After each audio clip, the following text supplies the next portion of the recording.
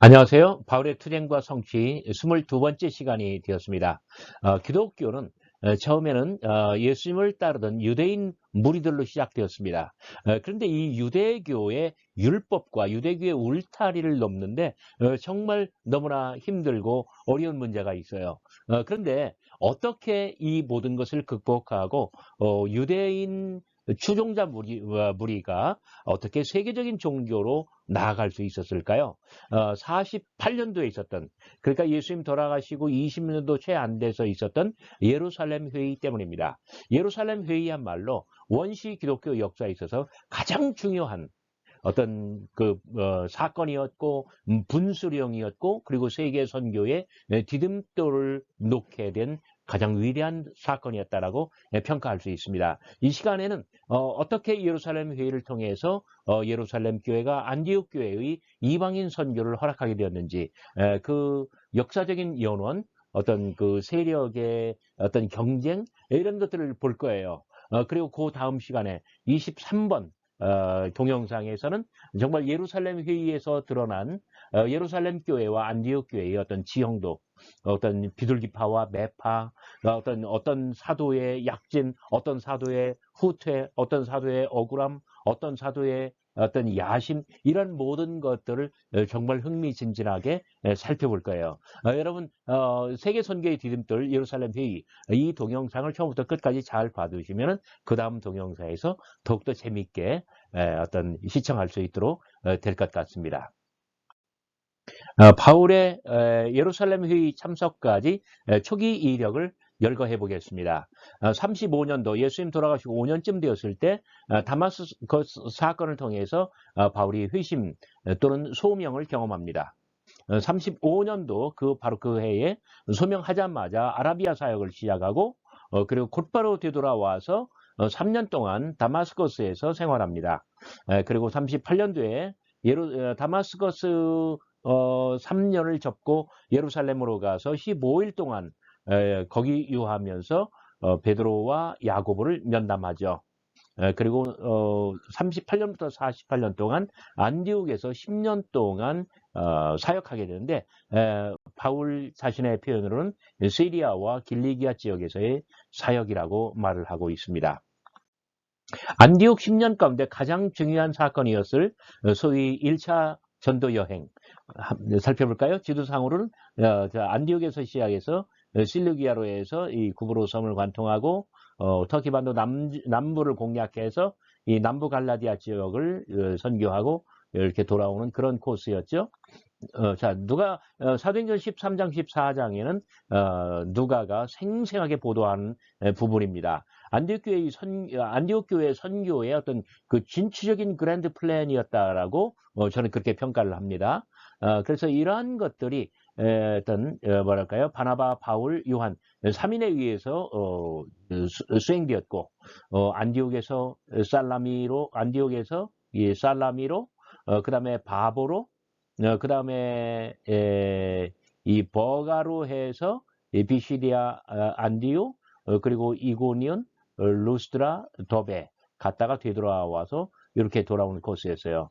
내용으로 보면은 13장, 14장의 내용으로 보면 가는 곳마다 말씀을 선포했고, 현지 토착 종교와 영적으로 대결했고, 그리고 기적적인 어떤 효과, 사건 이런 것들이 일어났었고, 그래서 사람들이 회심했고, 그러나 토착 종교의 지도자들로부터 현지 주민들을 소동해서 어마어마한 그 핍박을 받게 되었고, 그러나 안디옥으로 돌아와서 보고를 하고, 그래서 교회는 큰 기쁨에 사로잡히고, 이런 내용이었어요. 그런데 바울은 이 놀라운 사역에 놀랍도록 무관심하죠.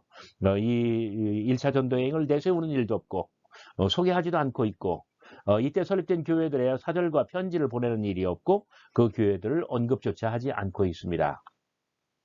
안디옥 교회의 대대적인 선교 플랜은 분명 역사적 사실이었고 사건이었습니다. 그러나 바울 자신에게는 중요하지 않다라고 그렇게 판단을 했던 것 같아요. 자, 안디옥 10년의 의미는 뭐였을까요?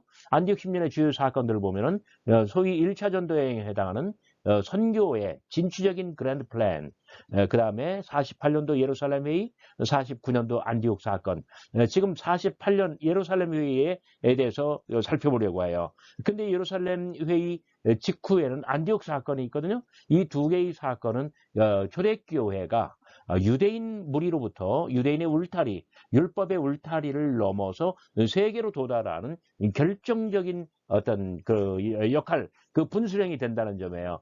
그래서 예루살렘 회의와 안디옥 사건을 우리가 낱낱이 아주 디테일하게 살펴봐야 되는 거예요. 자, 중요한 의미. 안디옥 교회의 그랜드 플랜은 바울에게 모범으로서 학습의 기회가 되었죠. 48년도 예루살렘 회의와 49년도 안디옥 사건은 바울 자신과 야고보, 베드로, 바나바 등 이 개인들, 이 네 명이 나오죠. 바울, 야고보, 베드로, 바나바. 이 네 사람 개인의 운명, 그리고 기독교 역사를 송두리째 바꾸는 그런 어떤 역사적 계기가 됩니다. 왜 그렇게 되는지 우리가 살펴봐야 되는 거예요. 예루살렘 회의가 도무지 무엇입니까? 자, 갈라디아서 2장 1절과 9절, 두 절을 보면은 이제 1절부터 10절까지인데 어떤 윤곽은 이 두 구절에 나와요. 14년 후에 내가 바나바와 함께 디도를 데리고 다시 예루살렘에 올라갔나니. 그러니까 바울이 바나바를 모시고 디도를 대동한 채 예루살렘에 아주 막 쳐들어간 거예요. 또 기둥같이 여기는 야고보, 게바, 요한도 내게 주신 은혜를 알므로 나와 바나바에게 신교의 악수를 하였으니. 자, 이것이 어떤 그 기본적인 윤곽입니다. 그러니까 예루살렘 교회는 원래는 12인 집단 지도부였죠. 그 열둘이라고 하는 예수님의 직계제자들이었어요. 그런데 그 중에 10명이 사라졌고 게바와 요한만 남았어요. 그리고 예수님의 그 친동생 야고보가 막 크게 떠올랐어요. 부상에 올랐어요. 그래서 안디옥 교회의 대표자들, 예루살렘 교회의 대표자들 이렇게 묘사되고 있는 거예요. 자, 하나씩 살펴봅시다. 회의는 소명 14년 후 예루살렘에서 열렸습니다. 여기 14년 후. 여기 14년 후라고 했을 때 뭐랄까요? 그러니까 다마스커스 3년이 포함되고 있어요. 자, 회의는 안디옥이 제안하고 예루살렘이 응해서 열렸습니다. 그러니까 내가 바나바를 모시고 디도를 대동한 채 예루살렘으로 올라갔다. 그러니까 안디옥이 제안을 한 거예요. 그리고 예루살렘이 호응을 해줬어요. 그리고 여기 친교의 악수를 내밀었다고 하잖아요. 그래요. 이것은 두 대등한 교회 사이에 어떤 성숙한 회의, 성숙한 회담이었다라고 평가할 수 있는 거예요. 자, 안디옥 교회 대표자는 바나바가 제일 높아요. 그다음에 모시고 가는 바울, 그리고 데리고 가는 디도, 이렇게 됐고요. 예루살렘 교회 대표자는 자, 예수님의 직계 제자들 2명 앞에 야고보가 있네요.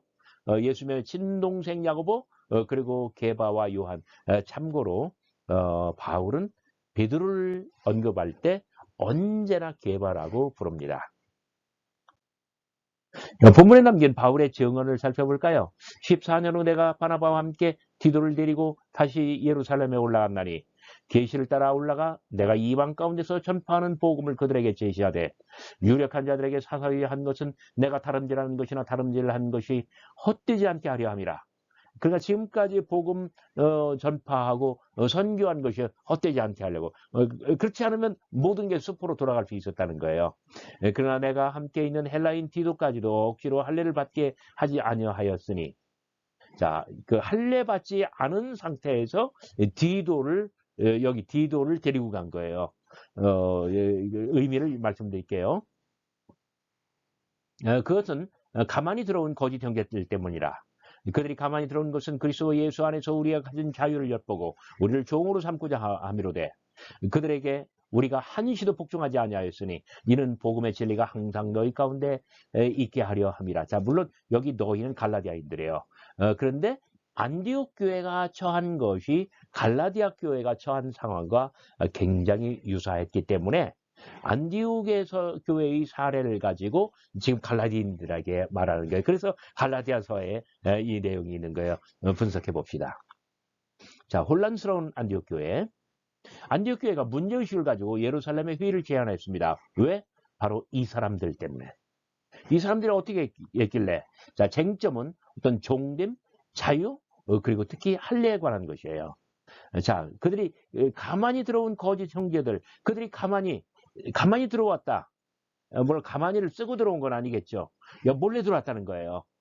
그래서 정말 이 안디옥 교회가 방심한 사이에 몰래 들어와서 그리고 나쁜 물을 들였다는 거예요. 그것은 뭐예요? 그리스도 예수 안에서 우리가 가진 자유를 엿보고 그러니까 자유를 빼앗고 종으로 삼고자 하되 무엇의 종? 율법의 종이겠죠. 그 핵심적인 뭐랄까요? 가장 예민한 문제는 뭐예요? 할례예요. 그래요. 종됨, 자유, 할례. 이러한 것들이 바로 가장 예민한 쟁점이었습니다. 그러니까 안디옥이 회담을 제의한 이유는 이 자유를 빼앗기고 할례를 문제로 그러니까 이방인도 할례를 받아야 한다 이렇게 주장함으로 말미암아 안디옥 교회 교인들이 다 거기에 넘어갈 판이에요. 그렇게 되면은 자유를 빼앗기고 종이 된다는 논리죠. 이것 때문에 안디옥 교회는 그리고 특히 바울과 바나바는 아주 굉장한 이 생존에 어떤 문제가 걸려 있는 거기 때문에 이래서는 안 되겠다. 다 죽게 생겼다. 그래가지고 대표자를 뽑아서 예루살렘으로 진격해 올라간 거예요. 자, 바로 이 점에서 안디옥 교회는 예루살렘 교회와 신학적인 입장을 조율해야 됐고, 쉽게 말해서 짚고 넘어가야 했다는 거예요. 자, 여기 유력한 자들, 가만히 들어온 거짓 형제들, 이들은 예루살렘 교회에 굉장히 유력한 사람들, 중요한 사람들이에요. 물론 나중에 주의 형제 야고보 그리고 베드로와 요한 이 사람들이 유력한 자들 가만히 들어온 거짓 형제들과 각각 어떻게 관계를 맺고 있느냐. 자, 이것이 예루살렘 교회 당대의 예루살렘 교회 그 지도, 지문 이런 것들을 파악하는데 굉장히 결정적인 어떤 뭐랄까요 변수가 될 것입니다. 화성과 금성 굉장히 중요합니다. 예루살렘 교회가 예루살렘 교회와 안디옥 교회가 어떻게 달랐느냐? 마치 화성에서 온 사람들, 금성에서 온 사람들처럼 달랐다는 거예요. 자, 그 안디옥은 여기에 있죠. 바로 여기죠. 그리고 예루살렘은 여기죠. 두 교회는 어떻게 달랐을까요? 구성에 있어서 예루살렘 교회는 유대인으로만 구성되어 있습니다. 그래서 그들이 기독교라 할지라도 기독교라고 하는 타이틀도 없지만 굳이 기독교라고 한다면 유대적 기독교예요. 왜? 모두가 다 유대인으로 구성되어 있으니까요. 거기에 비해서 안디옥 교회는 약간의 유대인과 다수의 이방인으로 구성이 되어 있었습니다. 언어는 이 사람들은 아람어를 사용했고요. 왜? 토착민이니까. 그 안디옥 교회는 어떤 당시에 국제적인 통용어에 있었던 히라버를 사용하고 있었습니다. 그러니까 복음의 세계화, 어떤 기독교의 세계화를 할 때 어디가 유리해요? 자, 여기는 유대인이라고 하는 문화와 종교의 울타리에 갇혀 있는 사람들이고, 이 사람들은 그 사람들이 모태가 되고 있지만 다수의 이방인이 있어서 뻗어갈 수 있어요. 이것은 어떤 한 지역 사투리지만 여기서는 세계 공용어예요. 완전히 근본부터가 다르죠. 자, 율법과 관련해서는 예루살렘 교회는 엄격하게 준수하고 있었어요. 안디옥 교회 교인들에게 율법은 무의미한 것 또는 거기 일부 유대인들에게는 느슨하게 지켜지는 것. 자, 신학은 이들은 임박한 종말론을 오랫동안 신봉하고 있었어요. 그런데 거기에 비해서 안디옥 교회는 적극적으로 선교하고 있었어요. 어떤 이 시한부 종말론, 묵시적 종말론 이런 것들은요 하나의 그 섹트, 소종파주의처럼 안으로 그 뭉쳐요. 그 응집력이 강하고 외부에 대해서 적대시하고 그리고 사탄시해요. 근데 적극적인 선교는 뭐예요? 세상을 긍정하는 거잖아요. 이 사람들이 축소지향적이라고 한다면 이 사람들은 뭐랄까요? 이 확대지향적이에요. 어떤 자의식으로 볼 때 이 사람들은 스스로를 가난한 자, 그리고 소외된 자, 그리고 핍박받는 자, 환란을 당한 자 이렇게 여기고 있어요. 그러니까 임박한 종말론, 시한부 종말론이 뭐예요? 당장 내년에 아니면 몇 달 후에 주님 재림하신다고 믿는 거예요. 그러면 장기적인 투자, 어떤 긴 세월을 염두에 두고 투자도 하고 대비도 하고 그렇게 살아가요? 아니면은 지금 종말을 맞이하려고 그것만 준비해요? 후자잖아요. 그러니까 가난해질 수밖에 없는 거예요. 여러분 예루살렘 교회 초창기의 역사를 봐요. 모든 사람들이 공동으로 소유하고 재산을 다 팔아서 사도들의 발 앞에 두고 그러니까 가난해질 수밖에 없는 것이죠. 이 사람들의 자의식은 뭐냐면 우리는 세상을 향하여 보냄받은 어떤 미션 처치다. 미션 커뮤니티다. 그러니까 전 세계를 누비며 뭐라 할까요? 이 행복의 복음, 이 축복의 복음, 어떤 모든 사람들을 구원하는 이 복음을 실어 날르자 어떤 선교사로서의 의식이 있는 것이죠. 지리적으로 이 사람들은 이 거룩한 도성을 떠나지 말고 이 도시에 머물며 전혀 기도에 힘써서 다가올 종말을 준비하라. 그러나 안디옥 교회 사람들은 안디옥 넘어 세계를 바라보고 있었던 거예요. 자, 이렇게 예루살렘 교회와 안디옥 교회는 마치 화성과 금성에서 온 서로 다른 별에서 온 사람들처럼 전혀 다른 그런 교회로 정착해 가고 있었습니다. 자, 세계 선교의 예루살렘 교회의 어떤 한계 지점, 그것이 바로 안디옥 교회의 잠재력이었고 가능성이었다고 보면 될 것 같아요. 안디옥 교회의 문제의식은 뭡니까? 이런 안디옥 교회에 자, 예루살렘 교회는 유대인으로만 구성된 교회로서 유대교적 기독교라고 말할 수가 있어요. 그들은 당연히 율법을 보수적으로 지켰습니다. 거기에 비해서 안디옥 교회는 이방인이 다소 참여하는 교회로서 율법으로부터 대단히 자유로웠습니다. 예루살렘의 유대교적 기독교는 이방적 기독교가 율법을, 그러니까 안디옥 교회가 율법을 지키지 않는 것을 문제 삼아 안디옥 교회의 선교를 방해하고 그리고 어떤 자꾸 장애물을 제시해서 나아가지 못하도록 만든 거예요. 그것을 뭐라고 할까요? 어떤 종됨, 자유를 엿보고 이런 것이라고 표현을 했었던 것이죠. 유대교적 프로파간다의 같은 문제가 갈라디아 교회에서도 발생했습니다. 자, 헬라인 디도를 데려간 것은 회담의 시금석과 같습니다.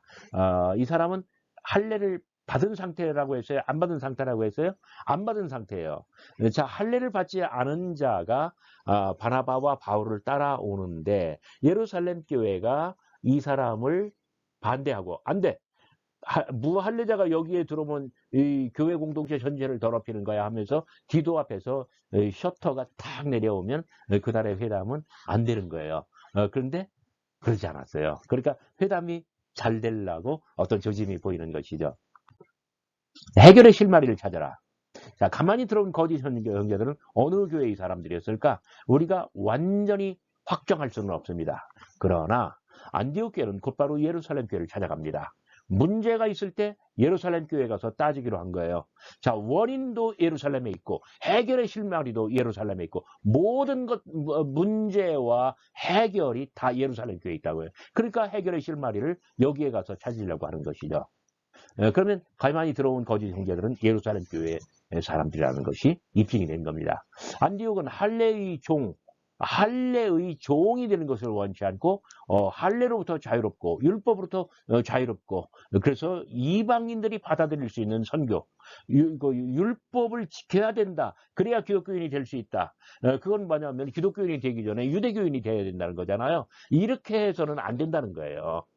그래서 바울은 자신이 이방 가운데서 전파하는 복음이 무엇인지 예루살렘 측에 제시하고 바울과 안디옥은 교회의 연합과 일치, ecclesiastical unity 이것을 원했습니다. 그러니까 예를 들어서 우리가 7명이서 하나의 단체를 만들었다고 해봐요. 그러면 7명이 다 똑같아져야 됩니까? 다 똑같이 부자 되거나 다 똑같이 가난해져야 돼요? 어떤 취미가 같으면 나머지는 다 달라도 되는 거잖아요. 그러니까 어떤 점에서는 같지만 다른 점에서는 모두가 다 어떤 자율성을 가질 수 있잖아요. 안디옥은 그걸 원했던 거예요. 그래서 어떤 다양성 속에 있는 어떤 어떤 일치점을 한 가지 가지고 있지만 통일성을 한 가지 가지고 있지만 그 외 모든 것들은 다양해도 좋다는 것이죠. 자, 선교 분할의 해결. 자, 유명하다는 이들 중에 그러니까 중요한 본문 후반부입니다. 유명하다는 애들 중에 본래 어떤 이들은 내게 상관이 없으면, 자, 앞에 본문에서는 유력한 이들이라고 했죠. 하나님은 사람을 위임으로 취하지 아니하시나니 저 유력한 이들은, 그러니까 유명하다는 이들이 유력한 사람들이에요. 내게 의무를 더하여 준 것 없고 도리어 그들은 내가 무할례자에게 복음 전함을 맡은 것이 베드로가 할례자에게 맡음과 같은 것을 보았고 베드로에게 역사하사 그를 할례자의 사도로 삼으시니가 또한 내게 역사하사 나를 이방인에, 여기 사도로 삼으셨느니라는 이 병행구를 이용한 우리말 번역인데 원어에는 없다는 것을 인식하셔야 됩니다. 이거 굉장히 중요한 포인트입니다. 자, 그 다음에 여기 여기 베드로라고 하죠. 베드로. 바울은 평상시에 늘 이 사람을 누구라고 부른다고요? 게바라고 부른다고요. 습관이거든요. 자, 6절은 두 교회의 회담과 합의가 담백한, 별도의 어떤 그 추가 사항이 없었어요. 자, 7, 8절은 예루살렘 회의의 합의문으로 알려져 있습니다. 7절, 8절은 갈라디아서 2장에 있는 7절, 8절 말씀은 바울이 지어낸 말이 아니라 이렇게 떠돌고 있는 하나의 공식문, 그 성서학에서는 이런 것을 전승 또는 전통이라고 부릅니다. 이렇게 그 바울 이전으로부터 바울과 상관없이 온 교회에 이게 하나의 뭐랄까요, 고정된 문구로서 이게 떠돌고 있다는 거예요. 그런 의미에서 예루살렘 회의의 합의문이라고 해요. 왜 바울이 쓴 바울의 필치가 아니라 전통이라고 하느냐? 게바가 아니라 베드로라고 돼 있잖아요. 그리고 말이 딱딱 어떤 대구로 패럴럴리즘, 병행구로 어떤 아름답게 표현이 돼 있잖아요. 자, 베드로는 할례자의 사도입니다. 베드로는 할례자의 사도. 그래서 할례자에게 복음 전함을 맡았고 할례자의 사도로서 그 할례자들, 그러니까 유대인들에게 보냄을 받았다는 거예요. 거기서 바울은 무할례자에게 보냄을 받습니다. 뭐처럼? 이방인의 사도처럼. 그러나 사도는 아니에요. 베드로에게는 사도라고 하는 타이틀을 공식적으로 사용하나, 그러나 바울에게는 이방인의 점점점. 뭐예요? 그날 회담회에서 바울은 사도로 인정해 주지는 않았던 거예요. 재밌지 않나요? 선교 분할은 지역 분할이 아니라 인종 분할이었습니다.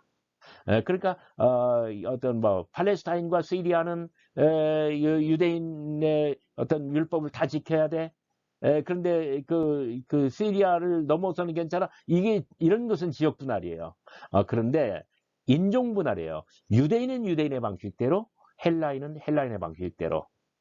자, 그렇다면 앞으로 안디옥과도 같은 대도시, 거점 도시 선교가 직면할 문제는 무엇인가?